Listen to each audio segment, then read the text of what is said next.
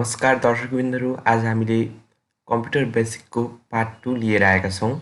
यस अगाडि हामीले computer बेसिकको part 1 को भिडियो बनाएका छौँ। हजुरले बेसिक कम्प्युटर कस्तो हुन्छ, ल्यापटप कस्तो हुन्छ, त्यसैगरी कम्प्युटर र ल्यापटपले कसरी काम गर्छ भन्दा यावत प्रश्नहरू चाहिँ त्यो भिडियोले समाधान गरेको छ। यो भिडियोमा चाहिँ हामीले कम्प्युटरमा युज हुने डिभाइसहरूको चाहिँ भित्री रूपहरू के छ, कम्प्युटर कसरी पावर अन गर्ने, ल्यापटपहरू कसरी पावर अन गर्ने, त्यसरी केबलहरू कस्तो युज हुन्छ, त्यसै गरी अपरेटिङ सिस्टम के हो, त्यसै गरी विन्डोजहरूको कुन कुन विन्डो हुन्छ, कसरी चिन्ने भन्ने बारेमा छ।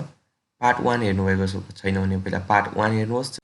आजको विषय भनेको हामीले सुरुमा पावर बटनहरू हेरौँ। मोनिटरको पावर बटन, त्यसै गरी सिपियूको।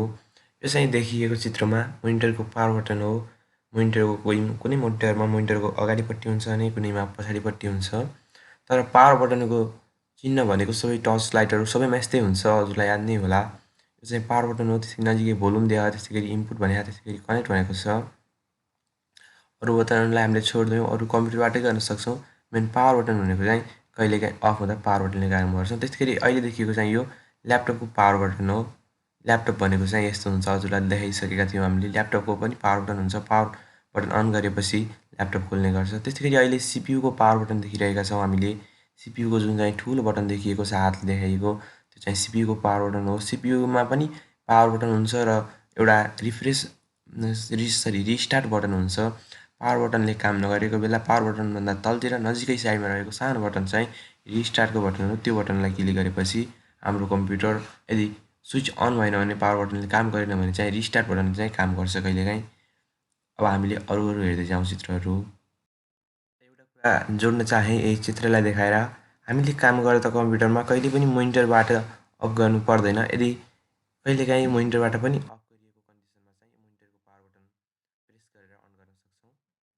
अब सिपियूको पावर बटन त देखिहाल्नुभयो। सिपियूको मेन ठुलो बटन हुन्छ जुन पावर बटन भयो भने, सानो चाहिँ रिस्टार्ट बटन।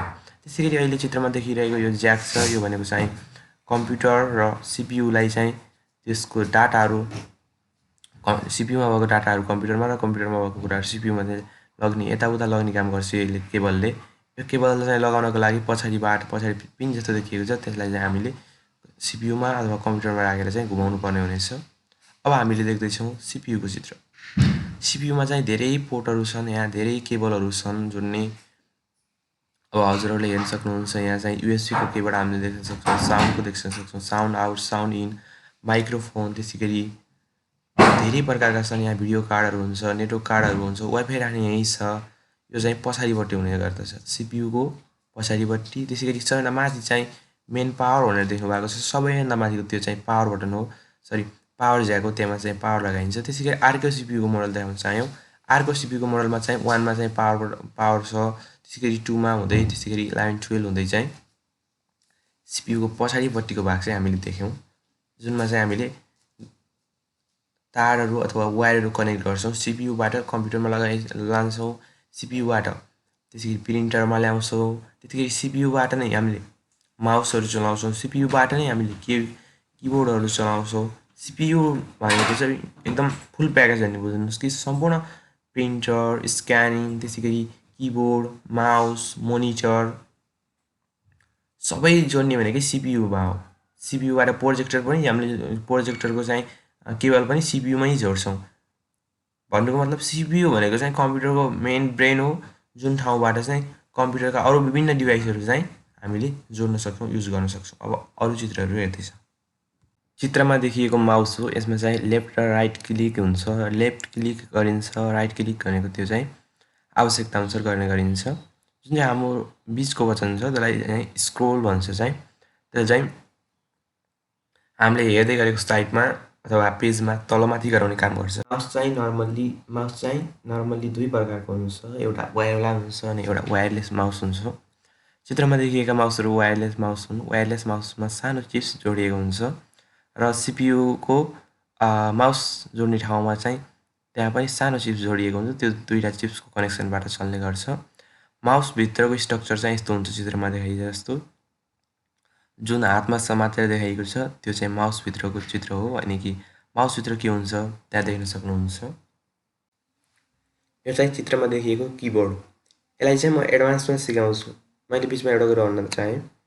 अब यो बेसिकको बारेमा जानेको साथीहरूले भिडियो हेर्दै हुनुहुन्छ भने उहाँहरूले चाहिँ यस्तो पनि सिकाउने, यति बेसिकसम्म लगाएर सिकाउने भनेर भन्न सक्नुहुन्छ। तर त्यसो भन्दैमा ठुलो भइँदैन।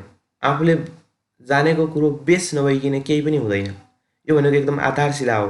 हामीले चिनेका छौँ, मोनिटर के हो चिन्यौँ, सुरुमा हामीले स्पिकरहरू चिन्यौँ, प्रिन्टर चिन्यौँ, त्यसै गरी फोटोकपी यन्त्र चिन्यौँ, त्यसै गरी हामीले ल्यापटपहरू चिन्यौँ, पावर अन कसरी गर्ने, अफ कसरी गर्ने, माउसहरू चिन्यौँ। यो चाहिँ किबोर्ड हो। अब हामीले किबोर्डलाई पनि चिन्छौँ। किबोर्ड भनेको चाहिँ हामीले डाटाहरू हान्ने यानि कि एबिसिडी लेटरहरू हान्ने, क ख ग हान्ने, यही किबोर्डबाट सबै काम हुन्छ। हामीले जे निर्देशन दिन्छौँ सम्पूर्ण निर्देशन हामीले किबोर्डबाट मात्र दिन सक्छौँ। कम्प्युटरमा डाटा गर्ने, भिडियो एडिटिङ गर्ने, जेमा पनि युज हुने किबोर्ड हो। किबोर्ड र माउस, माउस चाहिँ अगाडि नै देखाइसकेँ। माउस भनेको एउटा वायरवाला हुनेछ, एउटा वायरलेस हुनेछ। अब किबोर्डको बारेमा चाहिँ थोरै व्याख्या गर्नै पर्छ। अब म चाहिँ किबोर्डमा थोरै बटनहरूको बारेमा व्याख्या गर्छु। कसरी बटनहरू हान्ने, कुन बटनहरू कस्तो गर्ने, कुन प्रोसेस हुन्छ भनेर थोरै मैले व्याख्या गर्छु। लामो नलिनु होला है त। अब हामी किबोर्डमा हामीले हाम्रो औँलाहरूलाई कुन र कसरी राख्दा चाहिँ राम्रो हुन्छ र कसरी यो टाइप गर्ने भन्ने बारेमा हेरौँ। हजुरहरूले भन्नुभयो भने किबोर्डका कीहरूको मैले काम पनि भन्नेछु। त्यसै गरी अहिले चाहिँ हामीले हेरौँ नर्मल्ली किबोर्डमा भएको ह्यान्ड। ठिक छ। हात कसरी राख्छौँ भन्दा हामीले दुईवटा बुढी औँलाले सिफ्ट बटनलाई हामीले सिफ्ट होइन, स्पेस बटनलाई प्रेस गर्नेछौँ। जुन ठुलो बटन छ किबोर्डको, बुढी औँलाले प्रेस गरेको त्यो चाहिँ हाम्रो स्पेस बटन हो। त्यसै गरी हात भनेको ASDFमा हुनेछ औँला, जी भनेको पनि त्यही एफको औँलाले हान्नेछ। त्यस्तै गरी JKL कमा एच भनेको पनि त्यही अगाडिको औँलाले हान्नेछ। किबोर्डको बटनहरूको बारेमा हजुरहरूले भन्नुभयो भने अर्को भिडियो बनाउँला, नभए अर्को बेसिक कोर्समा चाहिँ त्यसलाई समेटौँला। अब हामीले किबोर्डको बाहिरी सेप त देख्यौँ, ASDF रहेछ। अब किबोर्डमा हामीले हानेको कसरी भित्र कम्प्युटरमा जान्छ होला। प्रत्येक बटन छन्, त्यत्रो बटनको त्यत्रो बाहिरको डाटाहरू हामीले दिने त्यत्रो बटनहरू प्रेस गर्दा कसरी इन्फर्मेसन जान्छ होला, सही इन्फर्मेसन लाग्छ भने थोरै यो फोटोलाई हेरौँ। ल्याउनुहोस्। प्रत्येक बटनको लागि छुट्टै यहाँ के छ भन्दा तारहरू छ, अनि कि चाहिँ सर्किटहरू छ। यसबाट नै चाहिँ हामीले दिएको चाहिँ निर्देशनहरू हामीले प्रेस गरेको कम्प्युटरले लिने गर्छ। त्यसै गरी हामीले अर्को पिक्चर हेर्न सक्छौँ। यो पिक्चर चाहिँ कम्प्युटरको चाहिँ किबोर्डको भित्री पार्ट हो। भित्री पार्टमा चाहिँ यो हजुरले चिप्स देख्न सक्नुहुन्छ, कालो चाहिँ। बाँकी भनेका त्यहाँ चाहिँ यन्त्रहरू छन्, तिनले चाहिँ के गर्छन् भन्दा हामीले बाहिरबाट प्रेस गरेका कीहरूलाई सही मार्फत तिनीहरूले के गर्छन् भन्दा तार मार्फत सिपियुमा पुर्याइदिने काम गर्छन् र सिपियुले फेरि त्यसलाई प्रोसेस गरेर के गर्छ भन्दा हजुरको मोनिटरमा देखाइदिने काम गर्छ। जस्तै हामीले ASDF हान्यौँ भने पहिला यसमा जान्छ, यसपछि चाहिँ हाम्रो डाइरेक्ट जान्छ सिपियुमा जान्छ, सिपियुमा गएर प्रोसेस भएर मोनिटरमा हामीलाई ASDF देखाइदिन्छ। यो कार्य चाहिँ एकदम छिटो हुने भएको हुनाले गर्दा हामीले टाइप गर्दै आउँछ। तर कार्य भनेको यही हो। सबैभन्दा पहिला हामीले यहाँ क्लिक गर्छौँ, क्लिक गरेको चाहिँ यो बोर्डमा जान्छ, बोर्डमा गइसकेपछि सिपियुमा जान्छ, सिपियुबाट मोनिटरमा आउँछ, मोनिटरमा आएपछि हामीले देख्ने गर्छौँ। ठिक छ। अब अरू पनि हेर्दै जाउँ, भन्दै जाउँ है त। अब चाहिँ हामी आउटपुट डिभाइसतिर जाँदैछौँ। पहिला हामीले पढेका यी माउस भनेको चाहिँ किबोर्ड भनेको इनपुट डिभाइस थिए भने यो चाहिँ आउटपुट डिभाइस। यो भनेको चाहिँ हाम्रो फोटोकपी यन्त्र।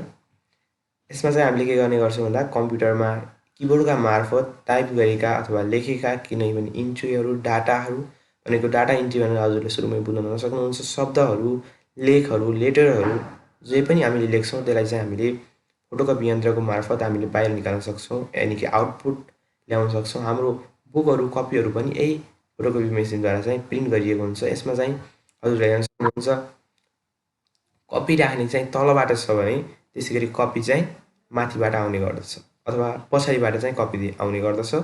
यो प्रिन्टर पनि फरक हुन्छ। अब यसमा चाहिँ प्रिन्टरमा हामीले दुईवटा काम हुन्छ। एउटा हुन्छ प्रिन्टरमा काम प्रिन्ट गर्ने, यानि कि फोटोकपीहरू गर्ने, प्रिन्ट गर्ने भयो भने एउटा काम।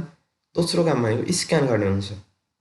तेस्रो काम पनि हुन्छ। तेस्रो काम भनेको के हुन्छ भन्दा एउटा प्रिन्टरमा राखेर त्यसमा वाइफाई मार्फत अर्को प्रिन्टरमा चाहिँ त्यसलाई रिफर गर्ने यानि कि चाहिँ त्यसलाई कनेक्ट गर्न मिल्छ। यहाँको प्रिन्टरमा जस्तै काठमाडौँको प्रिन्टरमा राखेको चिजलाई चाहिँ चितवनको प्रिन्टरमा चाहिँ हेर्न मिल्छ। डिजिटल प्रिन्टरमा चाहिँ त्यो वाइफाई मार्फत त्यसलाई चाहिँ हामीले फ्याक्स भन्ने गर्छौँ। प्रिन्टरभन्दा पनि फ्याक्सको फरकै हुन्छ उनीहरूलाई चाहिँ डिजाइन मोडल, तैपनि चाहिँ हजुरले त्यही बुझ्नुहोस्। नर्मली प्रिन्ट गर्ने। अब हामीले यहाँ देख्न सक्छौँ यन्त्रहरू। सबैभन्दा पहिला देखिएको यन्त्र भनेको फोटोकपी यन्त्र हो। त्यसै गरी अर्को पनि फोटोकपी छ। त्यसै गरी तल देखिएका दुईवटा भनेको यी चाहिँ फोटोकपी प्लस प्रिन्टर। यिनले चाहिँ फोटोकपी पनि गर्न सक्छन्, प्रिन्ट पनि गर्न सक्छन् भनेको। अब हाम्रो फोटोहरू निकाल्नको लागि चाहिँ यी यन्त्रहरू प्रयोग गरिन्छ। तलका यन्त्रहरू, माथि चाहिँ फोटोकपीको लागि। ठिक छ। अब प्रिन्टरको माथि हेडमा चाहिँ के हुन्छ, स्क्यानर हुन्छ। स्क्यानर भनेको चाहिँ के हुन्छ भन्दा हामीले जे माथि राख्छौँ पान्ना त्यसलाई फोटोकपी गर्छ नि, त्यो भनेको स्क्यान गर्छ। जस्तै मोबाइलमा चाहिँ QR code scanner, wifi scanner भन्दा जस्तो धेरै हुन्छ हजुरलाई। यो समयमा हामीले पैसा पनि सायद हामीले पेहरू गर्दा, जस्तै सामानहरू किन्दा पनि स्क्यानबाट नै गर्ने गर्छौँ। ठिक छ, त्यता नजाउँ। अहिले चाहिँ हामीले प्रिन्टरकै स्क्यानरलाई हेरौँ। प्रिन्टरमा माथिल्लो भागमा हुन्छ जुन चाहिँ तलमुखको अक्षरलाई फर्काएर राख्नुपर्ने छ। त्यो हातमा हजुरले अक्षर लेख्नुहुन्छ। त्यसो गरेपछि तल राखिएको पानामा चाहिँ त्यो माथि राखिएको अक्षरहरू आउने गर्छ। न कि स्क्यानरबाट नै हामीले के गर्छौँ भन्दा नर्मली हजुरले चाहिँ सर्टिफिकेटहरू चाहिँ फोटोकपी गर्नुहुन्छ। त्यही स्क्यानर माथिको स्क्यानर हुन्छ नि, नागरिकताको फोटोकपी गर्नुहुन्छ। जस्तै यहाँ भएको यो स्क्यानर चाहिँ चित्रमा देखेको चाहिँ यो चाहिँ अलि एडभान्स स्क्यानर हो। यसको काम भनेको स्क्यान मात्र गर्छ। यसले एकदम क्लियर स्क्यान गर्छ। यसको कस्ट पनि राम्रै हुन्छ। यो चाहिँ स्क्यान गर्नको लागि मात्र युज हुन्छ है त। यसमा स्क्यान हुँदा फोटोकपी प्रिन्ट यसले गर्दैन, मात्र स्क्यान मात्र गर्छ। अब हामीले स्क्यानहरू गर्ने भइसकेपछि, यन्त्रहरू भइसकेपछि फोटोकपीहरू गर्छौँ। के गर्छौँ त्यसको लागि पेपरको साइज हुन्छ है त। साइजहरू थोरै अहिले साइजको मैले दिएँ। पेपरको साइज भनेको A0, A1, A2, A3, A4, A5, A6, A7, A8, A9, A10 normally हेऱ्यौँ। A4 साइज परेको हुन्छ, A3 पनि युज हुन्छ, A4 चाहिँ बढी युज हुन्छ। त्यसै गरी हजुरले हाम्रो च्यानल सब्सक्राइब गर्नुभएको छैन भने च्यानल सब्सक्राइब गरेर, आज सब्सक्राइब गरेर भर्खरै सब्सक्राइब गरेर जोडिनुहोस्। भिडियोमा लाइक गर्नुहोस्, कमेन्ट गर्नुहोस्। भिडियो कस्तो लाग्छ त्यो चाहिँ प्रतिक्रिया दिन नभुल्नुहोला। अब यो पिक्चर हेरौँ। अब हामीले यहाँ भएको पिक्चरको सम्पूर्ण लगभग हेरिसकेका छौँ। हामीले सिपियु हेरिसक्यौँ, पहिलो पार्टमा हेरिसक्यौँ। त्यसै गरी किबोर्डहरू, माउसहरू हेऱ्यौँ, मोनिटर हेऱ्यौँ, स्पिकरहरू चाहिँ हेरेको छौँ। स्पिकर चाहिँ हजुरलाई थाहा छ। प्रिन्टरहरू हेऱ्यौँ, त्यो छेउमा भएको स्क्यानर पनि हेऱ्यौँ। अब हामीले अपरेटिङ सिस्टमको बारेमा थोरै व्याख्या। अपरेटिङ सिस्टम भनेको के हो भन्दा कम्प्युटरमा यहाँ हजुरले पढ्न सक्नुहुन्छ। कम्प्युटरमा चाहिँ हामीले जे जति काम गर्छौँ नि त्यो भनेको अपरेटिङ सिस्टमको मार्फत भइरहेको हुन्छ। त्यसै गरी यो चाहिँ ल्यापटपको भेराइटीहरू चाहिँ प्रकारहरू देखाएका छौँ। अपरेटिङ सिस्टम भनेको एउटा हामीले दिएको निर्देशनलाई कम्प्युटरले प्रोसेस गरेर बाहिर ल्याउने गर्छ, त्यही नै हो। कृपया हाम्रो भिडियो मन परे लाइक गर्नुहोस्, कमेन्ट गर्नुहोस्, सब्सक्राइब गर्नुहोस्। अब हामीले विन्डोज 7को लोगो चिनौँ है त। विन्डोहरूको लोगो चिनौँ। 7को लोगो त्यस्तो हुन्थ्यो। यो चाहिँ 8को लोगो भयो। 8को लोगोमा 7को भन्दा फरक छ। लोगो चाहिँ हजुरले एड गर्नै पर्नेछ है, एकदम अनिवार्य। यो चाहिँ विन्डोज 10को लोगो। विन्डोज 7को लोगो चाहिँ हल्का फराकिलो छ, 8को नजिकै छ र 10को चाहिँ टाढा छैन। हजुरले हाम्रो भिडियो हेरेकोमा अन्त्यसम्म हजुरलाई चाहिँ धन्यवाद दिँदै यो भिडियोबाट म बिदा हुन्छु। नयाँ भिडियोको साथ उपस्थित हुनेछ निरन्तर रूपमा, नियमित रूपमा। भिडियो हेर्नुभएकोमा धन्यवाद।